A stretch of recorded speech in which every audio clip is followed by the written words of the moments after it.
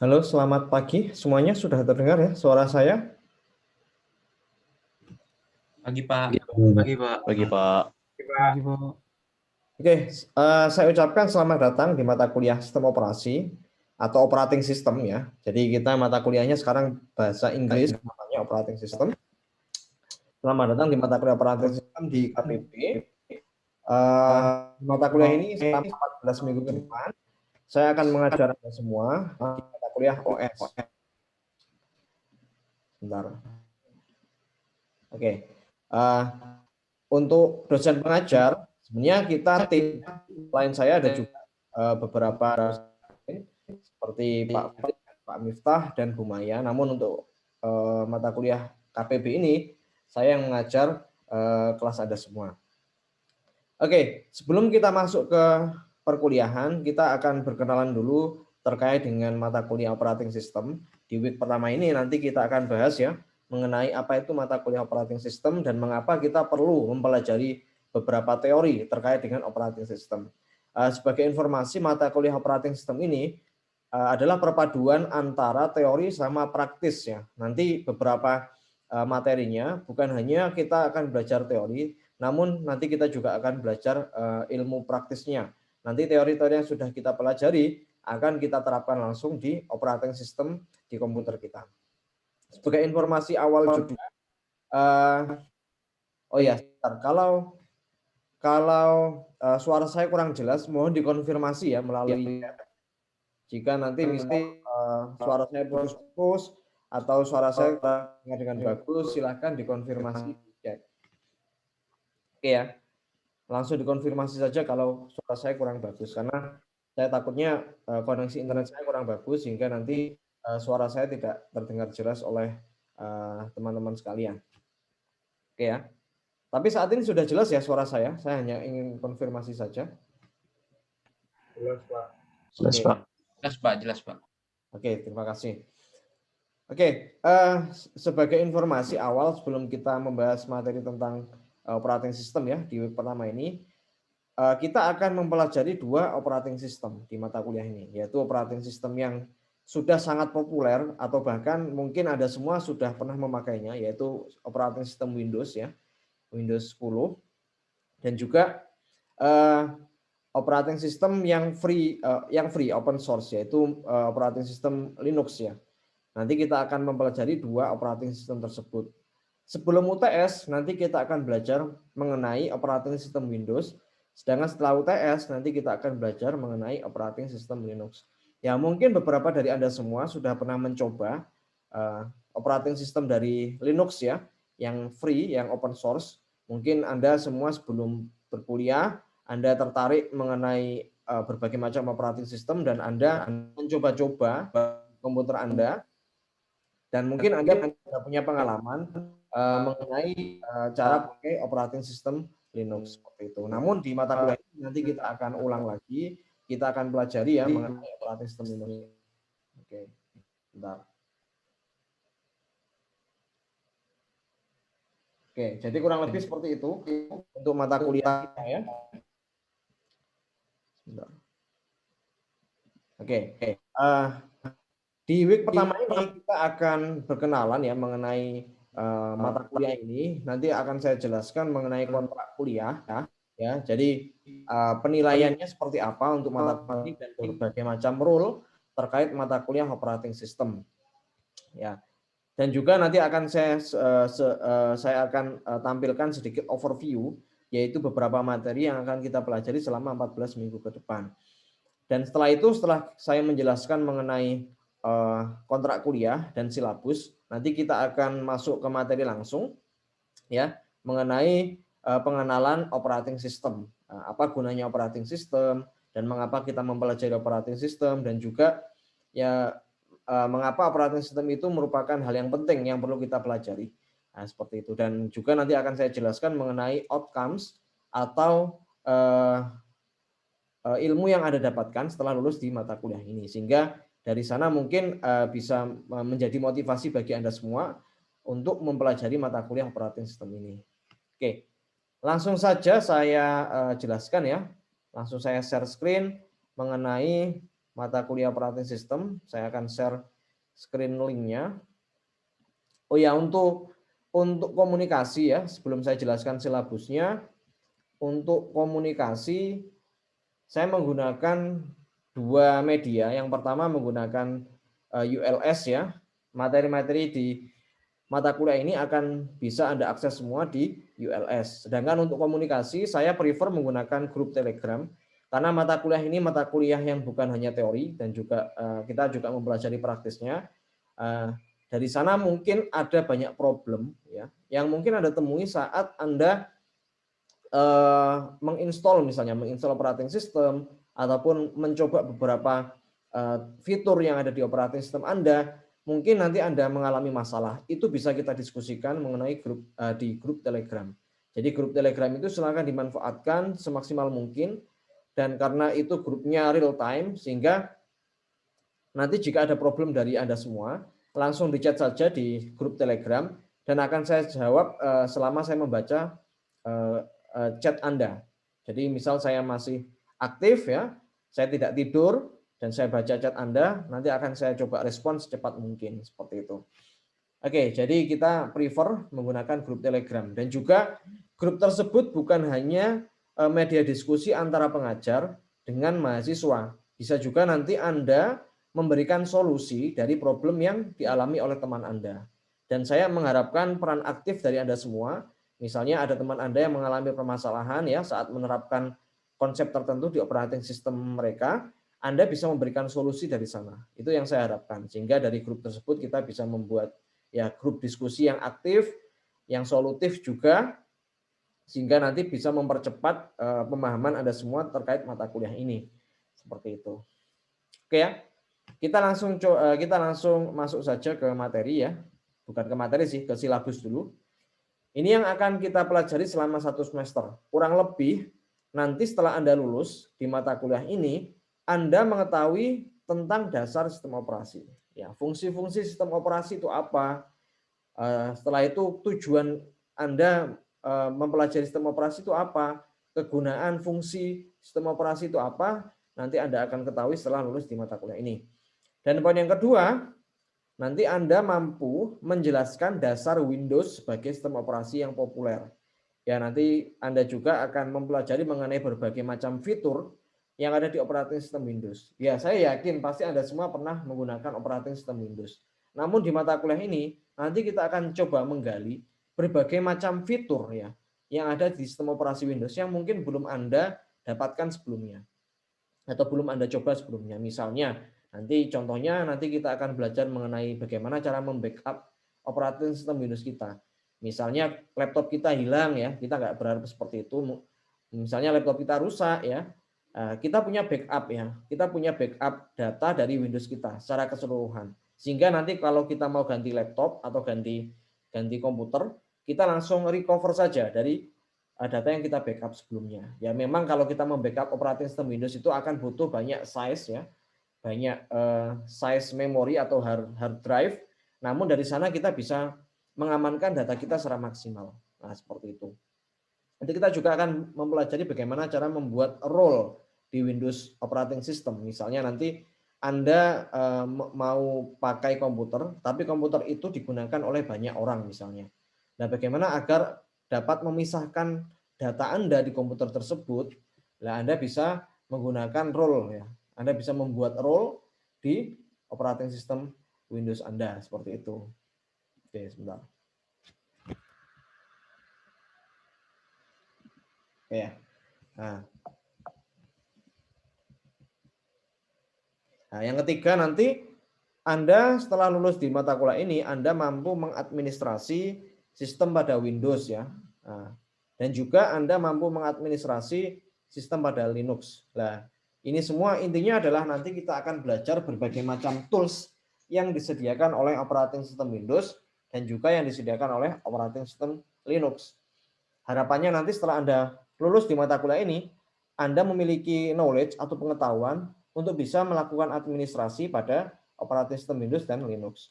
Ya, mungkin Anda sudah mencoba-coba ya di operating system Windows terkait berbagai macam fitur yang ada di dalamnya. Namun saya yakin beberapa dari Anda semua belum pernah ada yang mencoba operating system selain Windows, yaitu Linux misalnya.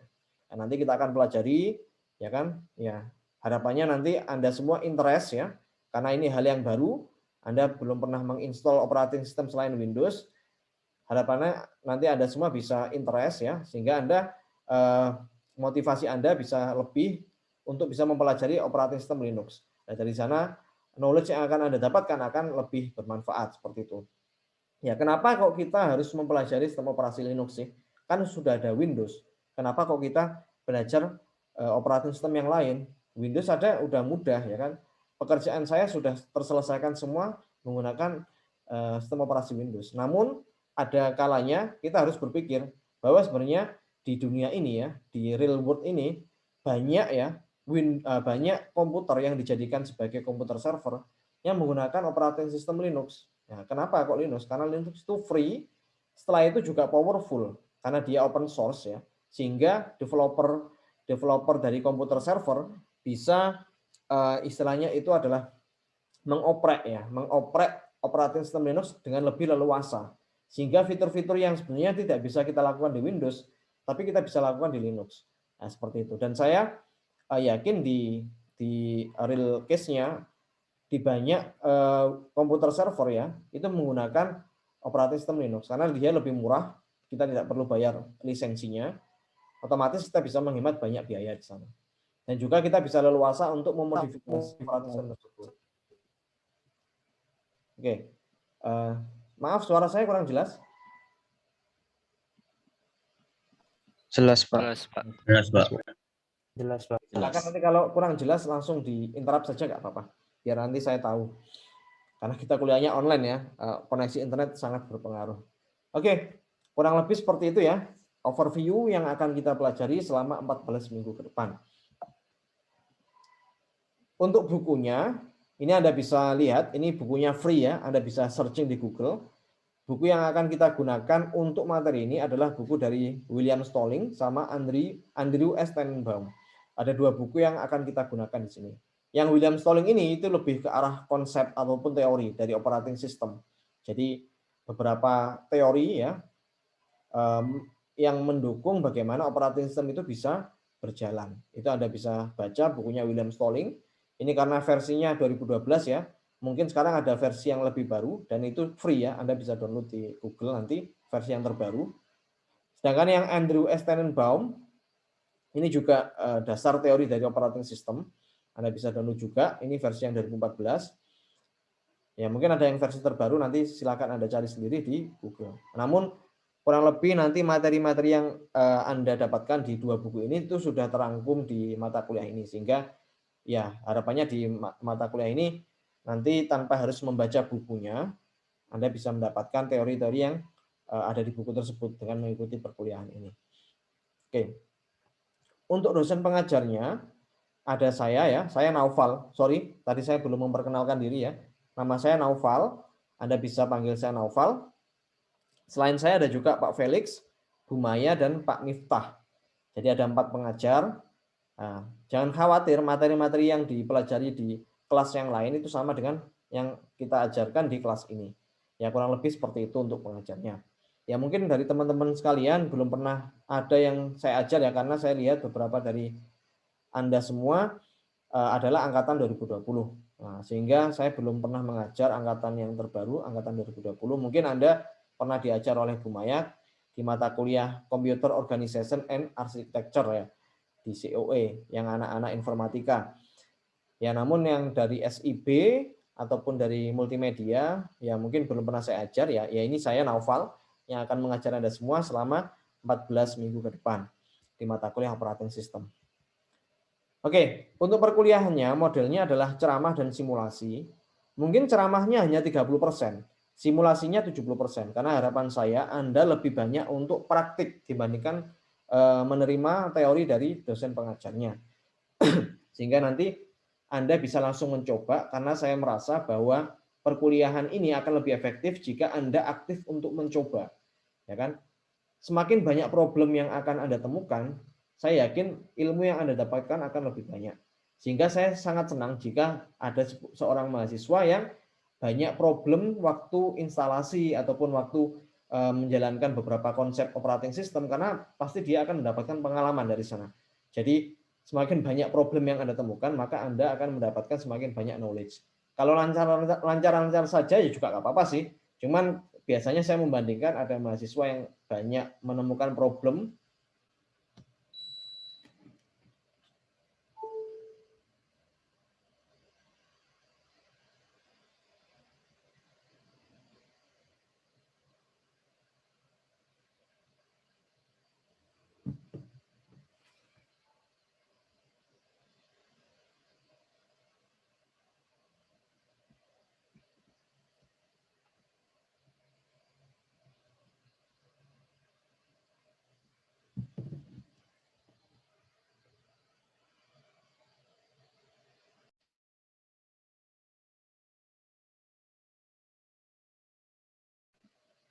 Sebentar. Halo? Suara saya sudah terdengar ya? Sorry tadi lampu mati. Sudah, Pak. Sudah, Pak. Bentar ya, saya setup WiFi dulu biar nanti nggak mati lagi sebentar.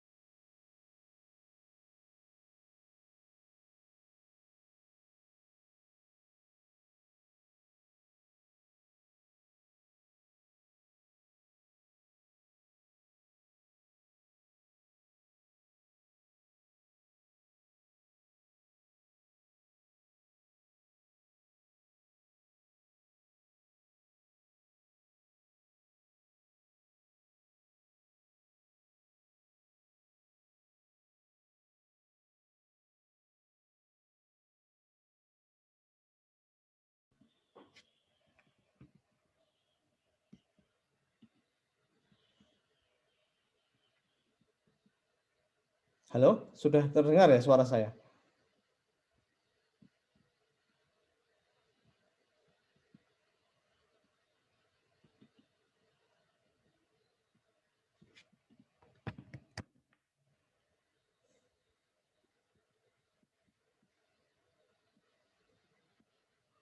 Halo? Maaf, tolong dikonfirmasi. Apakah suara saya terdengar? Ya, Pak. Sudah Dengar, Pak. kedengaran. Oke. Ya, mohon maaf ini karena ada mati lampu sehingga agak terganggu koneksinya, tapi ini sudah terdengar, jadi saya lanjutkan saja. Oke ya. Oke. Bentar, sampai mana tadi kita? Oke, sampai sini tadi.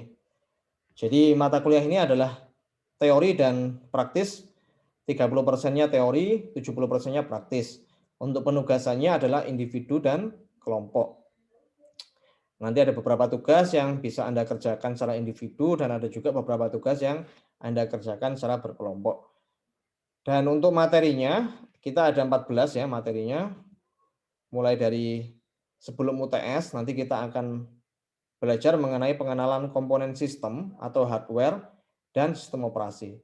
Jadi di week pertama ini nanti kita akan belajar mengenai komponen-komponen atau hardware yang ada di komputer dan laptop. Nah, kenapa kita harus mempelajari itu ya? Kita nanti akan review sedikit saja kegunaan dari komponen-komponen yang ada di komputer, yang mana tujuannya adalah kalau kita tidak punya hardware tersebut, ya otomatis kita tidak bisa menjalankan operating sistemnya. Sehingga sedikit kurang lebih nanti kita akan review tentang materi COA ya, Computer Organization and Architecture bagi anak-anak informatika. Tapi nggak apa-apa, kita akan sedikit saja materi yang mengenai hal tersebut, tapi nanti kita akan fokus ke operating sistemnya. Dan yang minggu kedua, minggu depan kita akan belajar mengenai virtual machine dan instalasi Windows. Kenapa kita menggunakan virtual machine? Jadi mungkin Anda semua pernah tahu atau pernah menginstal operating system Windows di komputer Anda. Namun agar operating system yang kita install nanti tidak saling bertubrukan atau tidak saling menumpuk, kita menggunakan virtual machine. Jadi nanti kita akan install operating system di dalam operating system. Nanti di dalam sistem operasi Windows Anda bisa menginstall Windows yang kedua, ya kan? Tujuannya agar nanti operating system yang Anda tidak bertubrukan. Nanti operating system yang Anda akan utek-utek ya, atau akan Anda coba atau Anda oprek, itu menggunakan yang ada di virtual machine. Itu minggu kedua, nanti kita akan bahas di minggu kedua. Dan yang ketiga nanti minggu ketiga, minggu keempat, minggu kelima, sama minggu keenam itu kaitannya sama operating system Windows. Jadi fitur-fitur yang ada di operating system Windows kita akan gali semua, kita akan coba satu persatu, ya mungkin tidak akan semua karena waktunya juga tidak akan cukup. Mungkin beberapa fitur yang penting waktu mengadministrasi Windows nanti kita akan bahas satu persatu. Week ke-7 nggak ada di sini ya. Nah, week ke-7 kenapa kok nggak ada? Week ke-7 ini nanti kita akan coba eksplorasi menggunakan sebuah cloud service ya. Nah, cloud service itu apa? Ya, cloud service mungkin teman-teman belum ada yang tahu atau mungkin sudah ada yang tahu. Namun nanti kita akan jelaskan lebih lanjut. Cloud service itu adalah semacam service berbasis cloud yang mana nanti kita bisa menginstall operating system itu di cloud. Kita menggunakan operating system yang ada di cloud. Sehingga kita tidak perlu komputer sebenarnya. Kita bisa akses melalui handphone bahkan. Smartphone, tablet, dan lain sebagainya. Nah, operating system kita taruh di sebuah cloud. Nah, layanan cloud yang akan kita gunakan nanti, kita menggunakan Microsoft Azure. Microsoft Azure ya. Itu kenapa kita pakai itu? Karena Anda semua sebagai mahasiswa Ubaya punya fasilitas tersebut ya. Kita harus manfaatkan facility tersebut. Nanti Anda bisa login di Microsoft Azure. Mungkin nanti teman-teman ada yang belum pernah login, nanti kita akan coba diskusikan bersama bagaimana cara loginnya, bagaimana cara registernya. Nanti akan kita jelaskan di mata kuliah ini. Nanti Anda bisa membuat sebuah cloud, ya, membuat sebuah operating system di cloud service Microsoft Azure, dan nanti kita bisa remote di komputer kita. Yang penting kita punya koneksi internet, pasti nanti kita bisa akan remote. Oke, setelah itu setelah UTS nanti kita akan belajar mengenai operating system Linux ya. Jadi pengenalan apa itu GNU Linux ya, arsitektur dari OS Linux seperti apa, nanti kita akan pelajari semua setelah UTS ya. Ya, kalau Anda lihat di sini semuanya kaitannya sama berbagai macam fitur yang ada di operating system Linux. Nah, nanti kita akan coba juga membuat sebuah web server. Jadi komputer kita itu kita jadikan sebagai web server. Mungkin Anda semua belum pernah mengambil mata kuliah web programming, tapi nggak usah khawatir. Nanti kita akan buat web sederhana. Ya, web sederhana itu nanti kita akan publish di komputer kita. Yang mana nanti komputer kita bisa di-remote oleh klien. Nah, nanti halaman web yang kita taruh di komputer kita bisa diakses oleh klien yang satu jaringan dengan komputer kita. Nah, nanti kita akan pelajari setelah UTS di week ke-13. Oke. Komposisi penilaiannya ini ada 40% untuk NTS, 60% untuk NAS seperti biasa ya, dan hampir sama dengan mata kuliah yang lain. Namun dari tiap NTS sama NAS tersebut kita punya pembagian nilai, yaitu 20% untuk nilai tugas, 25% untuk nilai kuis, dan 55% untuk nilai UTS atau UAS. Model kuisnya adalah multiple choice. Dan juga mungkin tugasnya bisa juga multiple choice. Kita memanfaatkan fitur yang ada di ULS untuk posting itu ya, pertanyaan-pertanyaan dalam bentuk multiple choice. Jadi Anda tinggal menjawab A, B, C, D, E ataupun 1, 2, 3, 4, 5 setelah Anda menyelesaikan kuis tersebut, Anda akan langsung tahu nilai Anda masing-masing. Nah, seperti itu. Nah, kita menggunakan fitur yang ada di ULS untuk perkuliahan ini, kuisnya, dalam bentuk multiple choice. Sedangkan UTS sama UAS-nya kemungkinan besar juga multiple choice. Nanti kita akan lihat ya, kita akan coba lihat kondisi kelasnya seperti apa. Nanti kita akan tentukan kira-kira model evaluasi yang mana yang paling tepat. Tapi untuk kuisnya ini kemungkinan besar akan multiple choice. Kalau UTS sama UAS-nya juga kemungkinan besar akan multiple choice. Tidak ada project ya. Kalaupun ada project, nanti kita akan coba lihat ya di beberapa minggu ke depan. Kalau memang memungkinkan, kita akan adakan sebuah proyek. Karena saya kira kalau kita membuat sebuah proyek, keilmuan Anda akan lebih terasah ya, karena Anda memiliki pengalaman untuk membangun ataupun memanfaatkan fitur-fitur di operating system secara maksimal. Namun kita lihat dulu, kalau cukup evaluasinya menggunakan multiple choice, ya sudah kita menggunakan evaluasinya menggunakan multiple choice seperti itu. Oke, ini untuk komponen penilaiannya.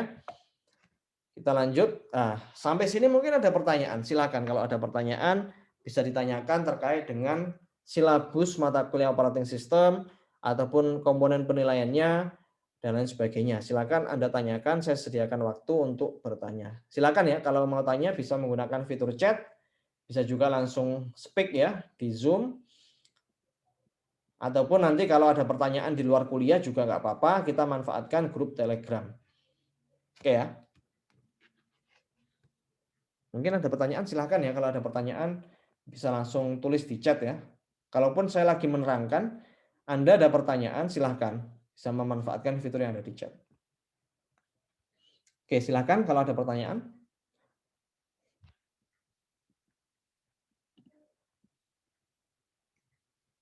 Mungkin belum ada ya, karena memang ini masih kaitannya sama kontrak kuliah dan juga pembagian nilai. Kalau tidak ada pertanyaan, saya langsung lanjut saja ke slide yang kedua.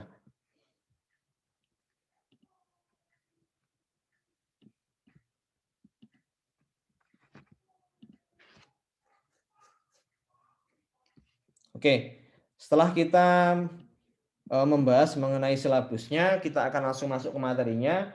Ke week 1 ini kita akan belajar mengenai introduction dari operating system. Ya, komponen-komponen apa, teori-teori apa, ataupun konsep-konsep apa yang mendukung terbentuknya sebuah operating system. Nanti kita akan pelajari di week 1 ini. Ya, kita mulai dari pengertian dari sistem operasi itu sendiri. Ya kan? Sebelum masuk ke pengertiannya kita coba berpikir. Misalnya ya, Anda beli komputer, ya kan? Setelah itu Anda tidak pasang sistem operasi di dalamnya. Apakah Anda bisa menggunakan apakah Anda bisa menggunakan komputer Anda tersebut? Jawabannya pasti tidak bisa. Nah, sistem operasi itu tujuannya apa sebenarnya? Ya tujuannya adalah agar mempermudah kita ya, seorang user komputer atau pengguna komputer untuk bisa mengoperasikan komputer kita, ya kan? Ibaratnya kalau kita punya komputer tapi kita tidak punya operating system di dalamnya. Sama kayak komputer kita itu mati, nggak ada nyawanya. Nah, kita nggak bisa gunakan. Ya kan? Ya udah kita bisa login, kita nyalakan komputer kita, booting tapi terus diem, layarnya hitam nggak ngapa-ngapain. Ya kan? Ya percuma juga. Nah, kita beli komputer mahal-mahal nggak ada operating systemnya. Nah, itu logika sederhananya. Oke, jadi apa itu sistem operasi? Sebelum kita mengenal lebih jauh tentang sistem operasi, kita coba mengenal dulu apa itu yang dimaksud dengan sistem komputer. Karena tanpa adanya sistem komputer, kita tidak bisa menjalankan sistem operasi. Ya kan? Sistem komputer, apa itu sistem komputer? Nah, sistem komputer adalah organisasi dari berbagai macam komponen yang ada di komputer kita. Komputer kita, misalnya ini Anda membuka PC Anda ataupun membuka laptop Anda. Ya mungkin ada beberapa dari Anda belum pernah mencoba untuk membuka PC ataupun laptop Anda. Namun di sini Anda bisa melihat kalau kita membuka PC kita ya, itu ada berbagai macam komponen yang ada di dalamnya. Itu kita sebut sebagai sistem komputer. Jadi berbagai macam komponen yang ada di dalam komputer kita yang menjadi satu kesatuan sehingga komputer kita bisa kita gunakan. Mulai dari CPU slot ya. Nah, CPU slot ini kalau Anda mau pasang prosesor ya di komputer Anda taruh di CPU slot. Ini tuh contohnya itu ya, bukan laptop, ini PC ya. Kalau laptop bisa beda lagi. Nah, ada juga RAM atau memori. Nah, RAM memori ini tujuannya untuk apa ya? Untuk menyimpan data secara temporary. Ya mungkin Anda sudah pernah tahu ya apa itu fungsinya RAM di mata kuliah sebelumnya. Tapi nggak apa-apa, nanti kita akan bahas lagi bagi yang belum mengetahui. Ada juga power supply ya. Power supply ini tujuannya adalah untuk menyalurkan energi listrik ke komputer kita ya. Ada juga slot untuk hard disk ya atau hard drive sama DVD-ROM. Ya, mungkin sekarang ya komputer-komputer yang terbaru sudah nggak pakai DVD-ROM. Karena sekarang eranya bukan era pakai DVD lagi. Eranya sekarang kita pakai memori yang bentuknya kecil ya, solid state drive, SSD ataupun USB. Atau juga bahkan kita kadang nggak perlu itu. Kita punya layanan cloud. Kalau kita mau kirim file juga, yang penting kita punya koneksi internet, bisa kita transport ke media lain menggunakan layanan cloud. Ya, ini hanya contoh ya. Kalau komputer zaman dulu itu ada yang namanya pakai DVD-ROM. Atau mungkin sekarang juga ada, tapi sudah mulai jarang ya. Ada juga PCI slot ya. PCI slot ini biasanya kita gunakan untuk untuk menaruh sound card ya atau graphic card. Kalau graphic card ini ada slotnya sendiri sebenarnya, graphic card slot. Atau misal Anda mau pasang itu ya sound card ya, kita bisa gunakan ini PCI slot. Tapi biasanya juga sound card itu sudah menggabung jadi satu dengan motherboard. Ada juga yang bentuknya eksternal, terpisah. Jadi nanti kita pasang di sini. Ini ada juga yang terakhir ada back panel. Back panel ini biasanya isinya itu slot ya, slot VGA ya. Kalau kita nggak pakai VGA yang eksternal, kita pakai VGA yang internal, itu dia slotnya ini jadi satu dengan back panel. Ada juga USB bisa kita pasang di sini. Ya, sekarang ya kalau bicara USB sekarang sudah yang terbaru sekarang sudah menggunakan USB Type C ya. Kalau mungkin Anda tahu sekarang ada teknologi yang namanya Thunderbolt. Nah, Thunderbolt 4 ya. Itu bisa transfer data hingga 1 gigabit per second. Itu sudah sangat-sangat cepat. Dan bahkan kalau kita menggunakan Thunderbolt 4 itu bisa mentransportasikan energi ya sampai dengan 100 watt. Kalau tidak salah ya, informasi yang saya dapatkan seperti itu. Kalau USB yang Type A yang bentuknya masih biasa itu ya, yang bentuknya kayak persegi panjang, USB Type A yang sekarang umum Anda gunakan, misalnya kepala charger di handphone Anda itu menggunakan USB Type A. Tapi yang terbaru sekarang sudah pakai USB Type C. Mungkin Anda menggunakan beberapa smartphone ya yang sudah teknologinya pakai Type C. Jadi chargernya itu bukan Type A to Type C, tapi Type C to Type C. Oke, nanti kita akan coba eksplorasi lebih lanjut setelah ini. Nah, apa itu sistem komputer ya? Yaitu peralatan elektronik yang bekerja sama dan berkolaborasi dalam sebuah lingkungan kerja untuk menerima input, melakukan proses, dan menghasilkan output. Ya, seperti yang Anda pernah ketahui, komputer itu pekerjaannya adalah mengelola input ya. Inputnya dari user itu apa, dia tangkap ya. Setelah itu dia akan proses dan dia akan menghasilkan output. Sama seperti manusia. Manusia punya panca indera. Panca indera itu ibaratnya komponennya. Kita punya mata, kita punya telinga, kita punya hidung. Nah, semua informasi yang kita dapatkan akan kita proses oleh otak kita. Otak kita sama dengan CPU ya atau prosesor di komputer yang nanti tugasnya adalah memproses input. Dari input yang sudah diproses itu akan menghasilkan sebuah output. Nah, kurang lebih seperti itu. Oke, sebentar.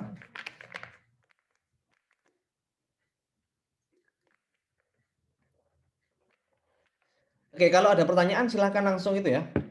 Bisa gunakan fitur chat ya. Oke, sementara masih belum ada. Kita masuk ke perakitan PC. Karena kuliah kita online, jadi kita nggak bisa melakukan perakitan PC. Sebenarnya di mata kuliah operating system itu, ya kalau kita kuliahnya offline, kita punya sebuah lab ya di kampus itu di Ubaya. Kita punya sebuah labnya itu di dalamnya ada banyak komputer yang bisa kita jadikan bahan untuk eksplorasi. Jadi nanti kita bisa copot-copot itunya ya, prosesornya, terus RAM-nya juga kita bisa otak-atik, ya kan? Dan PC-nya itu kita bisa buka, kita bisa lihat motherboard-nya, kita bisa lihat hard drive-nya, dan sebagainya. Namun karena kuliah kita online ya, karena kondisi seperti ini, jangan khawatir, nanti kita juga akan coba merakit PC tapi secara virtual. Nah, secara virtualnya seperti apa? Kita melihat video.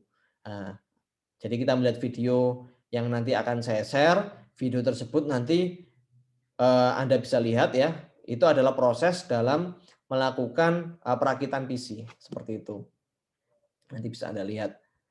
Nah, coba Anda perhatikan langkah perakitan PC berikut. Nah, ini ada sebuah video, nanti silakan Anda akses menggunakan akun Buaya Anda. Setelah itu Anda coba siapkan notepad di komputer Anda untuk menjawab 9 pertanyaan ini. 11 pertanyaan ini. Ini ada 11 pertanyaan, nanti Anda jawab, dan pertanyaan ini Anda bisa temukan jawabannya setelah Anda melihat video dengan durasi 12 menit ini. Jadi setelah nanti Anda lihat video ini, nanti coba Anda jawab pertanyaan-pertanyaan yang ada di bawahnya. Contohnya yang nomor 1. Temukan 9 benda berikut. RAM, hard disk, pasta prosesor, kabel HDD, ya, kabel HDD, baterai CMOS, power supply, ya, motherboard, prosesor, kabel audio. Tugas Anda adalah hanya menuliskan menit keberapa hingga menit keberapa. Saat video penjelasan ini menjelaskan mengenai RAM. Misalnya RAM itu dijelaskan di menit ke-1 lebih 5 detik sampai dengan menit 1 lebih 20 detik. Nah, silakan Anda nanti catat menitnya seperti itu. Nah, begitu juga untuk pertanyaan-pertanyaan yang lain, ada 2, 3, 4, 5, 6, 7, 8, 9, 10, 11. Nanti saja ini tugas ini Anda kerjakan setelah kelas saja agar kita lebih efektif dan efisien. Nanti tugas ini bisa Anda lakukan atau bisa Anda kerjakan setelah perkuliahan ini. Nah, ini perkuliahan ini saya coba jelaskan dulu mengenai materi operating system ya. Setelah itu nanti tugasnya Anda silahkan melihat video ini dan Anda jawab 11 pertanyaan ini. Nah, bagaimana cara menjawabnya? Silahkan Anda menggunakan notepad ya di komputer Anda masing-masing ataupun ya pokoknya nggak perlu Microsoft Office ya. Kalau pakai Microsoft Office juga nggak apa-apa, Microsoft Word. Yang penting Anda jawab 11 pertanyaan ini. Nah, setelah itu nanti Anda akan submit di ULS. Tapi itu setelah perkuliahan. Nanti Anda bisa kerjakan setelah ini. Oke. Jadi Anda tidak perlu melihat ini waktunya berapa menit ya. Silakan Anda nanti bebas mengerjakannya berapa lama. Yang penting nanti Anda submit di ULS seperti itu. Oke. Nanti kita akan bahas ya di minggu ke depan, minggu kedua. Nanti kita akan bahas mengenai tugas yang Anda sudah kerjakan ini. Oke, kita masuk ke manufaktur laptop. Sebelumnya, ini adalah perakitan PC. Sedangkan yang ini adalah perakitan laptop. Ya, perakitan PC sama perakitan laptop pasti berbeda. Tapi mungkin komponennya sama, ukurannya lebih kecil, ya kan? Tapi kurang lebih sama komponennya itu saja ya, ada hard disk, ada prosesor, ya kan? Ada RAM dan sebagainya. Nah, ini nanti Anda coba lihat video durasinya 5 menit. Sama seperti sebelumnya, nanti Anda akan jawab berbagai pertanyaan ini. Oke, nah ini ada pertanyaan. Ada chat. Oke, apa bisa linknya dikirim di chat Zoom? Oke, silakan nanti ini bisa Anda lihat ya. Nanti ini Anda kerjakan setelah kelas sebenarnya. Jadi nggak masalah nanti Anda kerjakan setelah kelas. Nanti Anda bisa download materi ini di ULS, ya kan? Nanti tinggal diklik aja.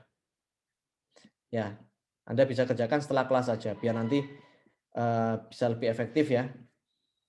Nanti Anda bisa download PPT-nya, nanti silakan Anda kerjakan setelah ini. Oke, ini ada yang share juga, sudah share ya Zaki, terima kasih ya. Oke, untuk ini videonya ini nanti Anda kerjakan pertanyaan-pertanyaan yang ada di bawahnya ini ya. Apakah menemukan hard disk, apakah menemukan RAM ya kan? Apa perbedaan mencolok antara perakitan laptop dengan PC? Ya, menurut pendapat Anda, apa yang membedakan perakitan laptop sama PC? Silakan Anda tuliskan opini Anda di notepad. Nah, apa yang menarik dari perakitan tersebut? Dan elemen perakitan apa yang ada di laptop namun tidak ada di PC? Nah, silakan nanti Anda catat kelima pertanyaan ini, jawabannya silakan Anda catat di notepad, nanti Anda upload di ULS.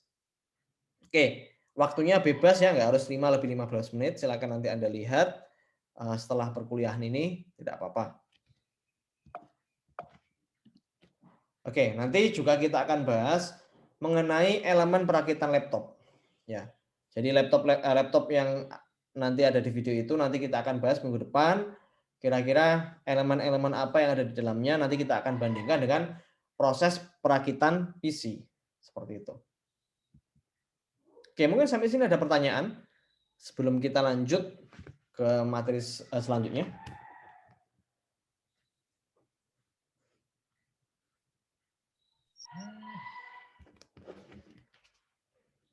Silakan ya kalau ada pertanyaan. Apakah itu dibuat jadi satu Word dari Bernard? Ya, dibuat satu Word saja agar lebih mudah. Seperti itu ya. Dibuat gini aja biar lebih mudah. Nanti silakan Anda buat dalam bentuk Word. Setelah itu nanti Anda convert ke PDF dan diupload di ULS. Seperti itu ya. Oke, apakah ada referensi untuk OS yang menggunakan bahasa Indonesia? Kalau kita menggunakan bahasa Indonesia, sebenarnya kalau kita referensinya pakai bahasa Inggris, itu informasi yang kita dapatkan akan lebih banyak. Itu buku-buku yang saya share itu memang pasti bahasa Inggris semua. Karena memang kalau menurut saya, kalau kita menggunakan referensi bahasa Inggris, itu akan lebih banyak informasi yang akan kita dapatkan. Kalau ingin bahasa Indonesia, Anda banyak sekali. Kalau Anda bisa searching di Google, misalnya nanti kita akan belajar fitur tertentu di Google, silakan nanti Anda ketikkan aja keywordnya dalam bahasa Indonesia. Pasti nanti akan keluar semua yang pakai bahasa Indonesia. Seperti itu. Dari video tadi, ini videonya pakai bahasa Indonesia loh ini. Ini videonya pakai bahasa Indonesia. Ini pakai bahasa Indonesia ini. Nah, nanti Anda lihat sendiri, itu pakai bahasa Indonesia. Ya kan? Untuk pengumpulan tugas dengan nama file apa nanti akan dijelaskan di slide terakhir. Jadi tunggu saja, sabar saja ya. Oke. Ini record video di ULS ya. Nanti record videonya akan saya share di grup Telegram.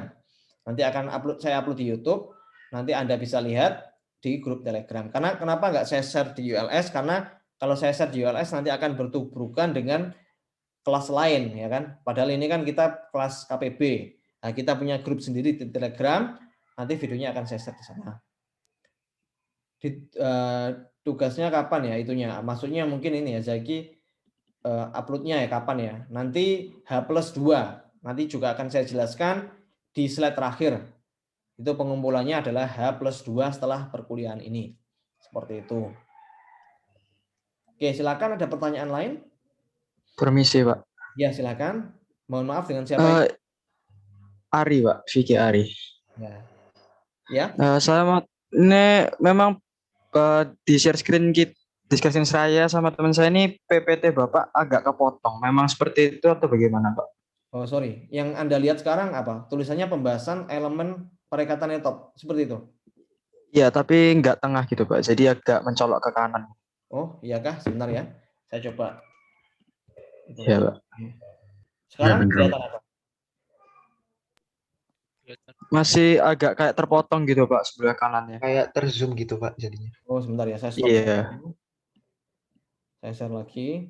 Mungkin tadi karena mati lampu jadi saya pakai dual screen, jadi monitornya agak bermasalah. Oke, saya coba share lagi. Sekarang terlihat apa? Sudah, Pak. Iya, sudah benar, Pak. Oke. Sudah Pak. Oke. Oke, makasih itunya. Konfirmasinya sekarang sudah itu ya. Jelas ya. Aman Pak. Sudah, Pak. Oke, nanti silakan dilihat ya di sini terkait dengan tugasnya seperti apa. Ini untuk ya intinya kita nanti akan bahas perakitan PC dan perakitan laptop ya. Ini hanya untuk saya harap Anda semua nanti interest ya di mata kuliah ini karena memang mata kuliah ini akan lebih banyak praktisnya.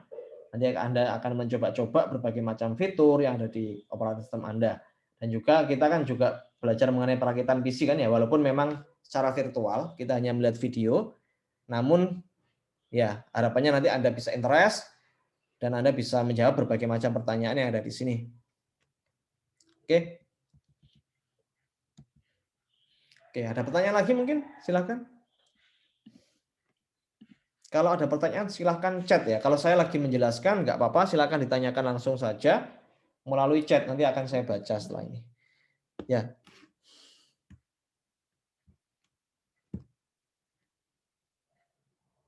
Oke, mungkin belum ada ya. Kita lanjut aja dulu.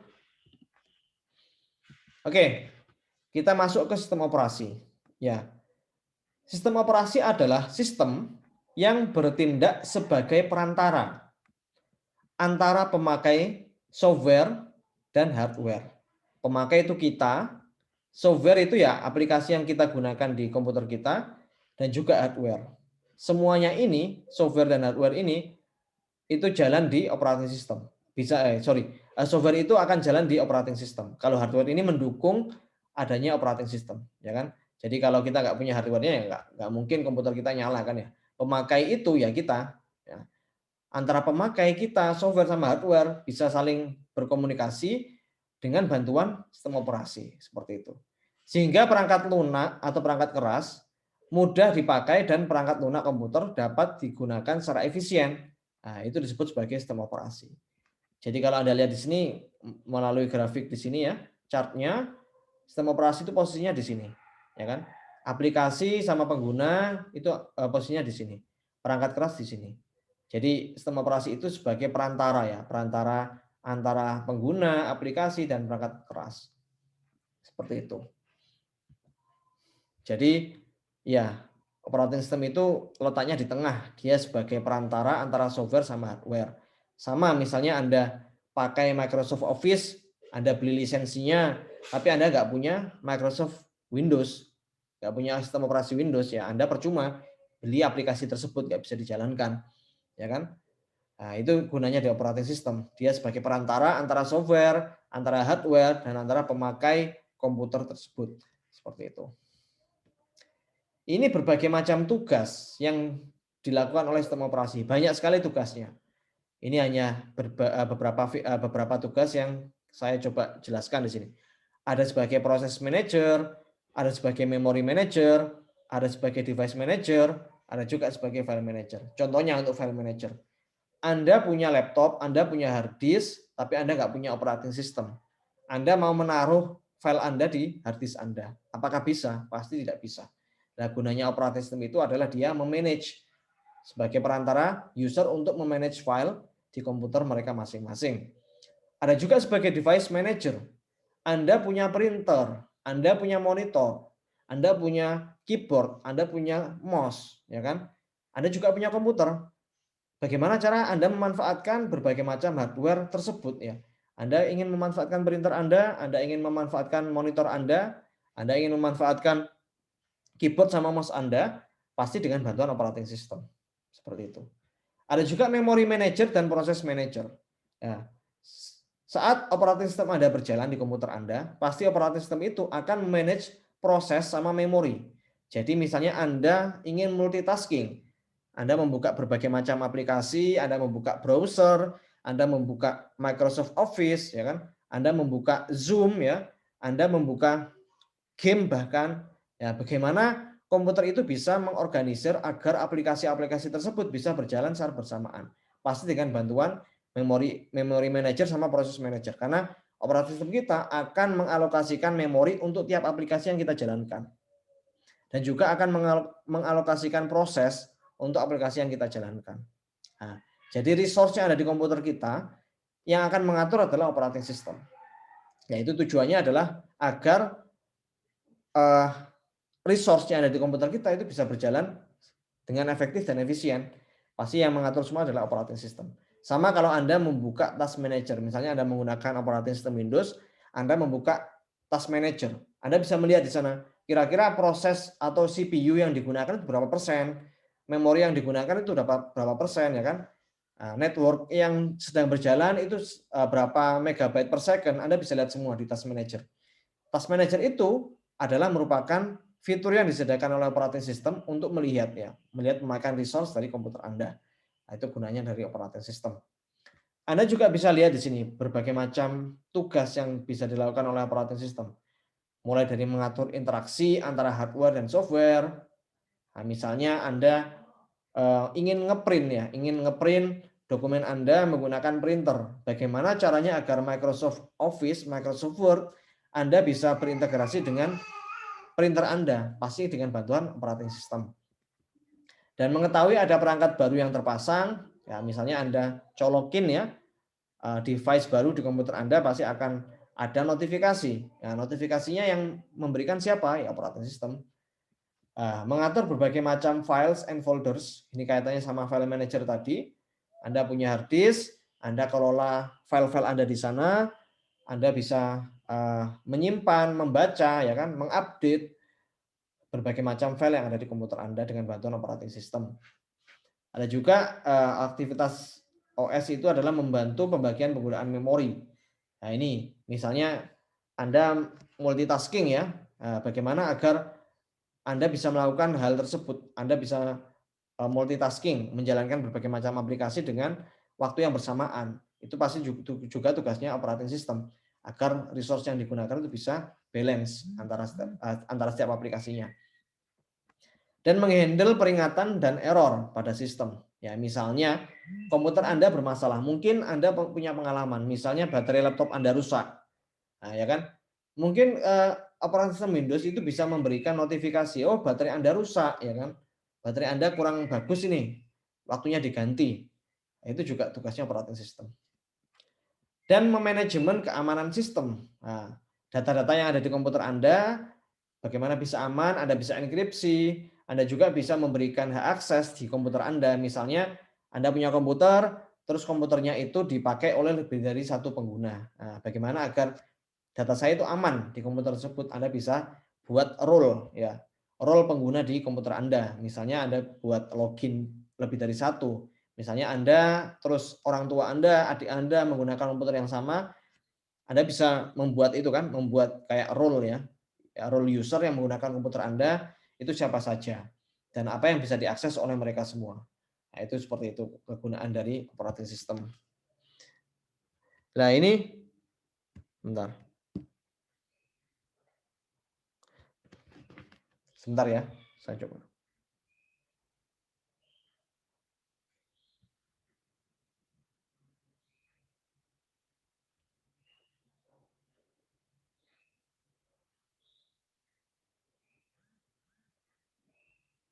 Oke. Ini sebentar.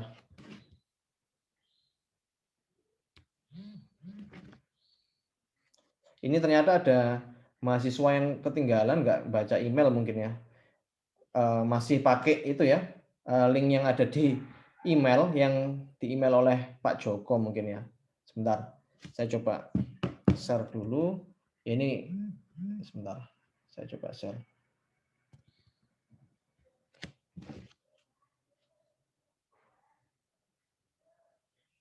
Ya ini mungkin teman-teman yang lain nggak dapat email dari saya ya.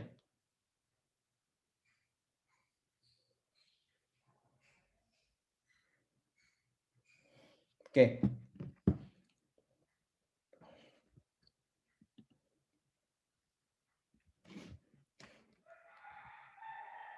Oke, kita coba menebak ya. Kira-kira coba Anda tebak. Ini kira-kira operating system apa ini? Coba dikira-kira. Ada yang Windows. tahu? Windows versi berapa? Windows 97, 97. 97. Ada yang lain? 95. 95. Oke, ada yang lain?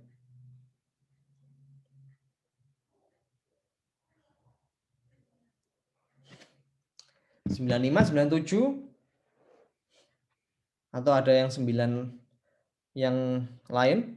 Kalau 95 sama 97, 98. Oke. Yang betul 98. Ini Windows 98. Ya. Memang tampilannya hampir mirip ya, tapi kenapa ini saya sebut Windows 98? Karena saya cari di Google ya, terus saya coba screenshot salah satu image yang ada di Google itu ini Windows 98. Nah, ini teman-teman yang lain ini kok bisa tahu, padahal saya yakin Anda semua masih belum lahir di tahun tersebut ya. Saya pun masih berumur 6 tahun waktu itu. Karena ya Windows 98 ini sempat saya gunakan waktu saya masih di SD. Komputer-komputer yang ada di sekolah saya itu pakai Windows 98. Ya, waktu itu ya bagus. Wah, bagus ya Windows 98 ya. bisa pakai mouse gitu kan ya. Kalau Anda tahu, padahal ada operating system yang dia nggak pakai mouse, dia hanya pakai ini keyboard. Itu MS-DOS ya. Kalau kita mau buka aplikasi itu pakai command line. Kita ketikkan apa, terus baru nanti muncul aplikasinya. Kita nggak punya mouse. Nah, seperti itu. Nah, ini Windows 98. Ya, betul tadi. Yang jawab Windows 98 siapa tadi? Ini Rafif ya, 98, benar. Oke, Windows 98. Kalau ini kira-kira apa? Ini HP Nokia, tahu ya HP Nokia.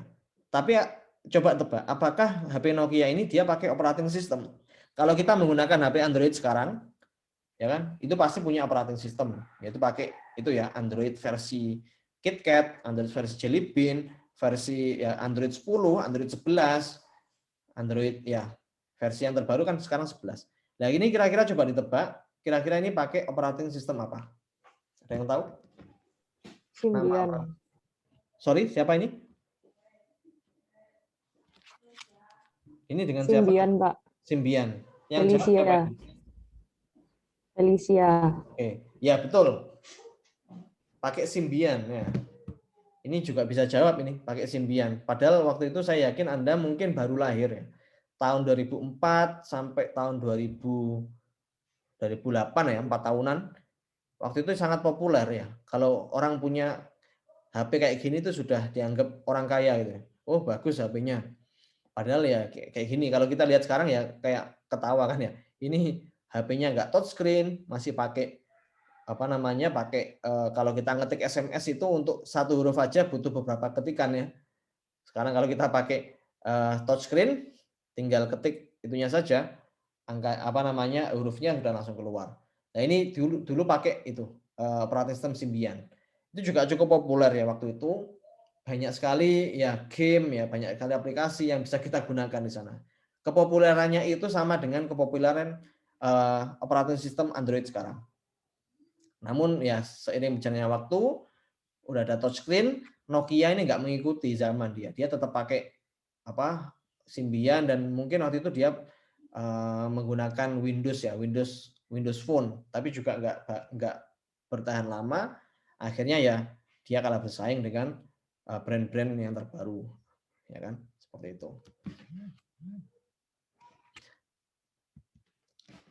Oke. Nah, setelah itu ada lagi ini. Kira-kira apa namanya ini? Ada yang tahu ini apa? iPod. iPod, betul. iPod. Ada yang bilang MP4 ya. Ya, itu ada yang namanya MP4 itu ya kayak play musik. Tapi sekarang kalau kita lihat sekarang, semua fitur yang ada di iPod itu bisa kita mainkan di smartphone kita. Bahkan kalau kita menggunakan smartphone, kita bisa langganan berbagai macam layanan musik ya, kayak Spotify, YouTube Musik, dan sebagainya. Jadi iPod waktu itu juga populer, dia juga punya operating system. Walaupun memang sederhana, hanya untuk play media musik sama video saja, dan foto. Tapi juga cukup populer waktu itu. Oke, ini yang terakhir ya. Ini apa ini? Ini Mac ya, Mac OS. Udah tahu mesti. Kira-kira tahu nggak siapa penemu dari operating system ini? Apakah Steve Jobs ya, atau Steve Wozniak ya, atau Tim Cook ya? Ya, penemunya siapa ya? Penemunya saya kurang tahu. Tapi saya tahu CEO ya, CEO dari ini dari Mac ya, dari Apple. Sekarang kan Tim Cook, dulu ada Steve Jobs ya. Setelah Steve Jobs meninggal diganti oleh Tim Cook. Ya, penemunya siapa ya? Mungkin tim engineer dari Apple sendiri, ya kan? Ini juga cukup populer karena memang ini powerful juga. Ya, sama kayak Windows sih, kurang lebih sama. Oke, kita lanjut. Nah, ada yang tahu nggak ini kira-kira operating system apa? Windows. Windows versi? Windows Vista. Ya, Windows Vista. Betul. Oh ya, Vista. Ada yang pernah nyoba Windows Windows Vista. Dia nggak sepopuler Windows XP dan Windows 10 ya. Kalau mungkin Anda pernah dulu menggunakan Windows XP ya. Saya juga Windows XP itu juga cukup populer waktu itu. Setelah adanya Windows XP, Microsoft membuat versi baru dari Windows XP yaitu Windows Vista. Namun memang kurang populer saat itu. Kenapa? Karena dari informasi yang saya dapatkan, Microsoft Windows Vista ini dia kurang efisien dalam memanfaatkan resource dari komputer, sehingga penggunaan memorinya cukup banyak, terus dia juga nggak hemat baterai kalau dijalankan di laptop, dan juga resource manajernya kurang bagus, sehingga tidak cukup populer waktu itu. Nah, setelah itu baru muncul Windows versi baru, Windows 7 ya. Windows 7, Windows 8, dan Windows 10. Kalau kita lihat memang kurang rapi penamaannya ya, kita juga nggak tahu. Setelah Windows XP, Windows 7, Windows 8, Windows 9 kan nggak ada. Tiba-tiba langsung Windows 10. Alasannya apa saya juga kurang tahu. Tapi ini informasi bahwa Windows Vista itu waktu itu, ini hanya sejarah saja, memang kurang populer. Karena untuk resource manajemennya kurang bagus. Seperti itu. Nah, oke, kita lanjut. Nah, ini bisa Anda lihat ya. Ini ada dua welcome sound. Welcome sound dari Windows 7 sama Windows 98. Kalau Windows 7 mungkin beberapa dari Anda sudah pernah mendengar, tapi kita coba dengarkan ini. Yang Windows 98 ya. Mungkin orang tua Anda dulu yang sempat pakai Windows 98 itu kalau dengerin sound ini jadi kayak itu ya, nostalgia ya. Tapi saya juga nggak pernah dengerin sih. Nah, welcome sound-nya kayak gitu. Kalau ini shutdown-nya gimana?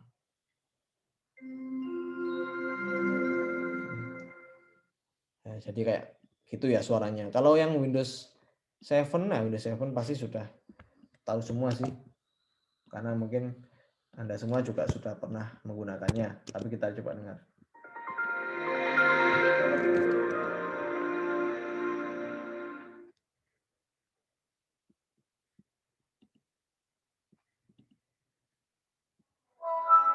Nah, ini Windows 7 ya.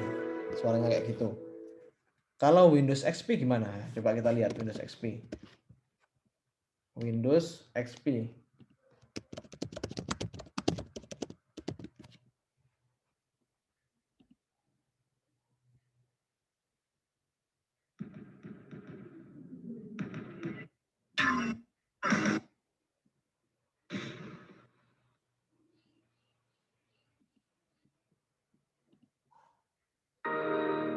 Oh ini nih. Nah, startupnya kayak gitu ya. Ya ini kita nostalgia ke beberapa tahun yang lalu ya. Kalau kita sempat pakai Windows XP itu kayak gini. Ya, kurang lebih seperti itu. Kita lanjut lagi. Ya mungkin sampai sini ada pertanyaan.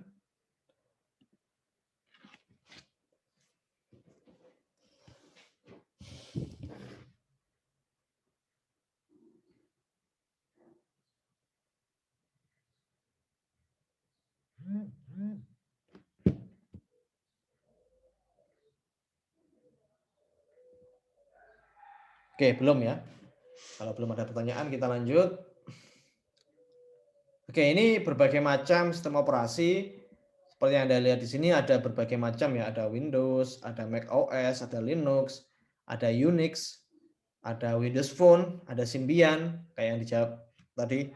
Symbian ya, ada Android, ada Palm OS, dan sebagainya. Ini berbagai macam operating system yang berjalan, entah itu di smartphone, di komputer ya, dan di tablet.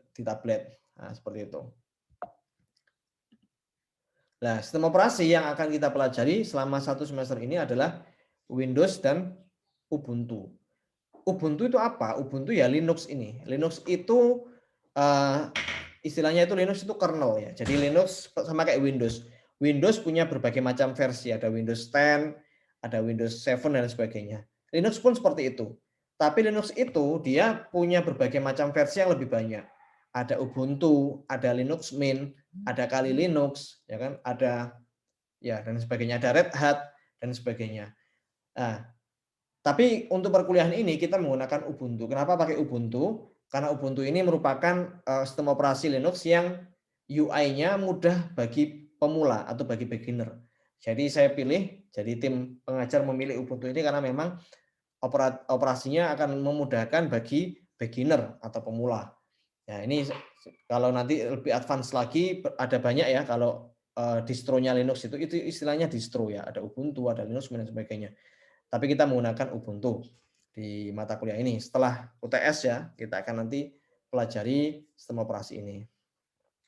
Oke, kita lanjut di BIOS atau ya BIOS itu adalah Basic Input Output System. Singkatannya itu. Nah, kalau Anda lihat di sini, mungkin Anda pernah melihat layar seperti ini. Waktu komputer Anda mau Anda nyalakan sebelum masuk operating system, sebelum masuk Windows misalnya. Mesti Anda mungkin pernah melihat ini ya, semacam kayak gini. Itu kita sebut sebagai BIOS, singkatan dari Basic Input Output System. Artinya apa? BIOS itu adalah program yang diakses oleh prosesor selama startup. Jadi program ini akan diakses oleh prosesor sebelum komputer kita masuk ke operating system. Tujuannya adalah untuk memastikan bahwa semua program, ya kan, dan semua hardware yang terkoneksi ke komputer kita itu sudah berjalan dengan baik. Jadi dia memastikan apakah hard disknya jalan atau enggak, dia memastikan memorinya jalan atau enggak, terus dia memastikan juga apakah baterai CMOS di komputer kita itu masih aktif atau enggak dan sebagainya. Dan juga kita bisa melihat di sini kita bisa mengatur date ya, sistem time sama date bisa kita atur melalui BIOS. Jadi mungkin Anda pernah bertanya, kenapa kok waktu saya matikan komputer saya, ya kan, Anda cabut listriknya kok waktunya masih jalan, enggak mati jamnya di sana. Sebenarnya di komputer Anda itu punya yang namanya CMOS, jadi ada baterainya di sana. Dan itu bisa diakses ya kalau kita menggunakan BIOS. Dan juga mungkin Anda pernah menginstall lebih dari satu operating system di komputer Anda. Anda menginstall Windows dan Anda menginstall Linux misalnya. Nah, bagaimana cara komputer itu menentukan saya mau booting di mana? Saya mau booting di Windows atau saya mau booting di Linux? Itu kita bisa atur di BIOS. Nah, seperti itu. Misalnya Anda partisi, hard disk Anda partisi menjadi dua bagian. Misalnya C sama D ya, yang C itu untuk Windows, yang D untuk Linux. Nah, bagaimana caranya agar komputer kita bisa mengenali kira-kira mana yang saya mau booting. Yang mau saya booting operating system mana, itu bisa kita atur menggunakan BIOS. Jadi first bootnya mana, second bootnya mana, kita bisa atur di BIOS. Seperti itu ya. Nah, ini berbagai macam tugas BIOS, inisialisasi, memuat dan menjalankan sistem operasi, mengatur beberapa konfigurasi, dan lain sebagainya. Nah, untuk tugas ketiga ini silakan Anda melihat video review yang ada di sini. Ini videonya bahasa Inggris ya. Nah, ini videonya bahasa Inggris. Nah, setelah Anda melihat video ini, Anda silakan jawab berbagai pertanyaan di bawah ini. Nanti Anda akan mengetahui fungsi BIOS itu apa. Ya, sudah saya jelaskan tadi sebenarnya. Yang kedua, apakah BIOS bisa diakses sebelum logo Windows? Apakah BIOS diakses sebelum logo Windows atau OS lain muncul di layar? Anda bisa jawab nanti, apakah semua manufaktur merek laptop memiliki tombol masuk BIOS yang sama? Ya. Dan juga temukan tombol yang digunakan untuk mengakses BIOS pada laptop atau PC-mu masing-masing. Nah, ini silakan Anda jawab pertanyaan ini di satu file Microsoft Office ya, tadi Word, nanti diubah ke PDF dan diupload di ULS setelah ini. Jadi Anda punya 3 homework, Anda punya 3 PR yang harus Anda kerjakan. Nanti Anda upload di ULS maksimal H+2. Nanti saya akan sediakan linknya di ULS. Oke. Mungkin sampai sini ada pertanyaan. Silakan kalau ada pertanyaan bisa juga diskusi mengenai mungkin permasalahan yang mungkin Anda temukan saat menginstal Windows ya, saat dual booting dan sebagainya. Bisa ditanyakan, mungkin kita free saja ya. Karena kita masih week ke-1, kita perkenalan. Ya silakan Anda mungkin ada pengalaman apa bisa diceritakan juga di mata kuliah ini.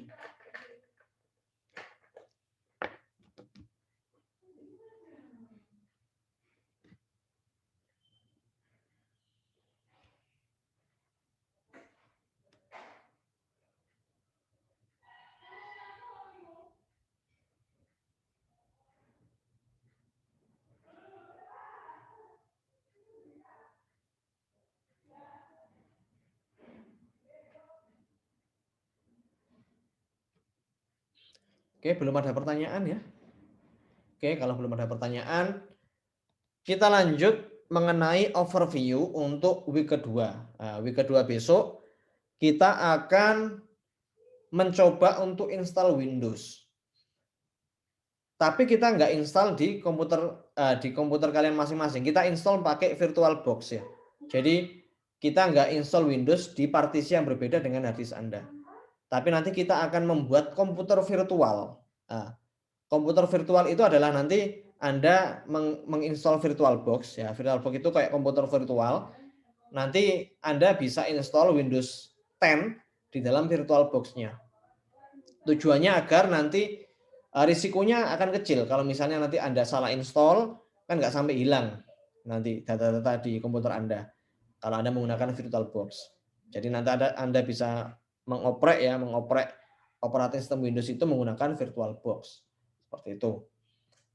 Dan yang kedua nanti Anda perlu mendownload Windows 10 ya.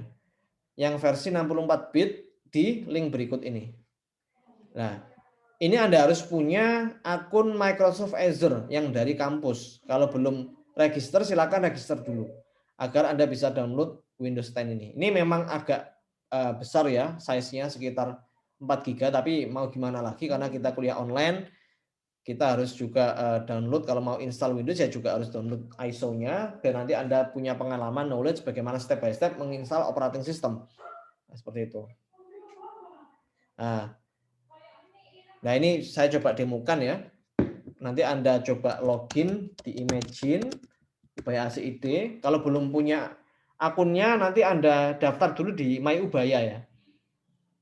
Di MyUbaya nanti Anda register dulu. Nah, nanti kalau ada masalah silakan nanti kita coba diskusikan di grup Telegram. Nah, ini silakan nanti sign up ya, sign in ya kalau sudah daftar. Nanti silakan sign in di sini.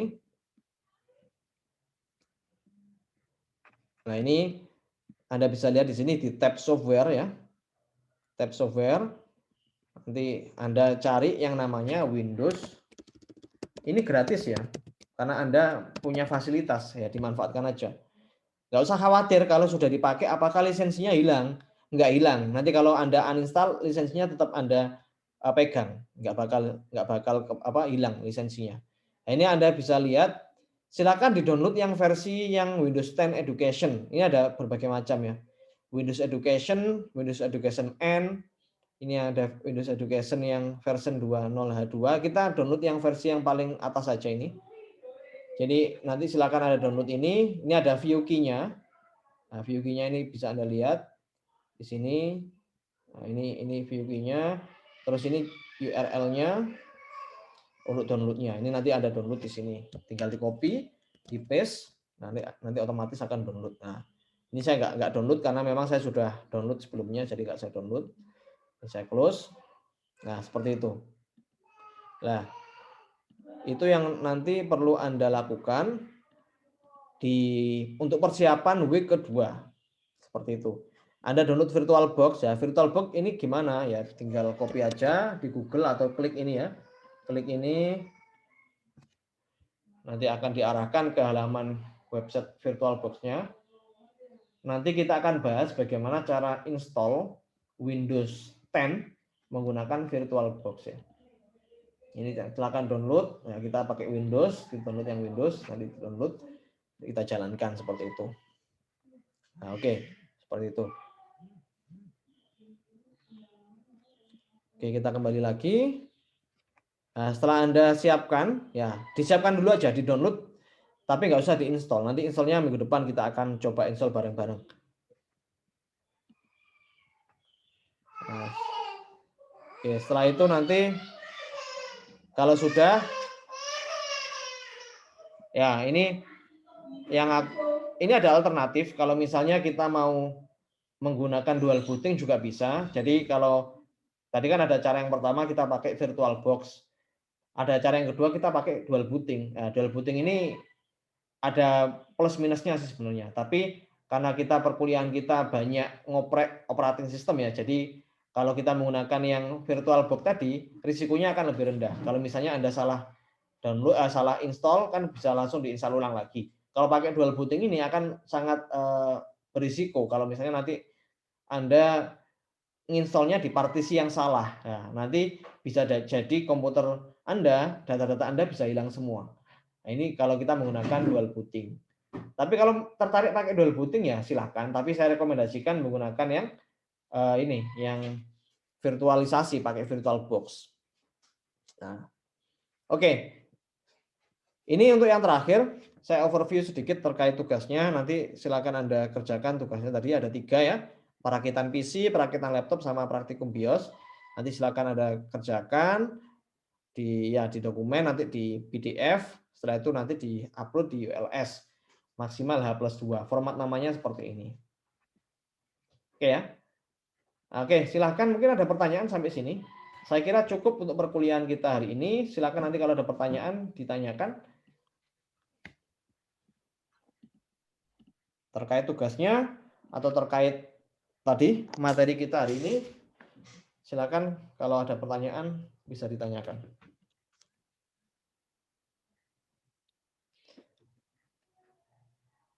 Oh ya, tadi mungkin ada beberapa mahasiswa tadi saya diberitahu oleh Pak Doni ada yang salah room ya di Zoom. Tadi saya sudah bilang sebenarnya kan di email kalau menggunakan link Zoom yang ada di sini, bukan link Zoom yang di-share oleh Kaprodi ya, tapi kita menggunakan link Zoom yang ada di sini di intip.in/ose Naufal ya, di situ. Ini link Zoom-nya tetap ya sampai dengan akhir semester, jadi silakan klik link Zoom-nya di sana. Oke, kalau nggak ada pertanyaan mungkin cukup ya. Saya akhiri untuk perkuliahan kita hari ini. Nanti recording videonya akan saya upload di YouTube. Nanti saya akan share linknya di grup Telegram. Oke, terima kasih ya atas perhatian Anda semua. Nanti kita ketemu lagi di minggu depan terkait pembahasan penginstalan Windows 10 menggunakan virtualisasi. Menggunakan VirtualBox. Yang perlu Anda lakukan hanyalah download dulu VirtualBox-nya sama download ISO dari Windows 10 menggunakan Microsoft Azure.